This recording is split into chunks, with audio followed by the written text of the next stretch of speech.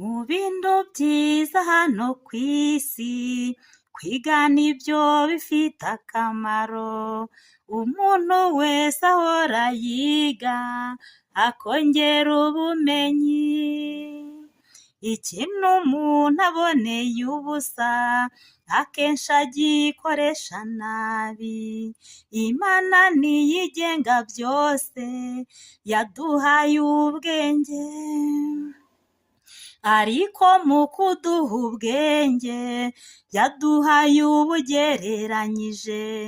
Natwe dushyizeho akacu, kuko nayo irafashwa. Imibare twiga mu ishuri, ifite akamaro mu buzima, kuko iyo ukora utabara, uhomba ukababara. Twiga indimi z'igifaransa, muzi ko gikora mu Rwanda. Iyo ugeze aho bakivuga, uricara ugaseba.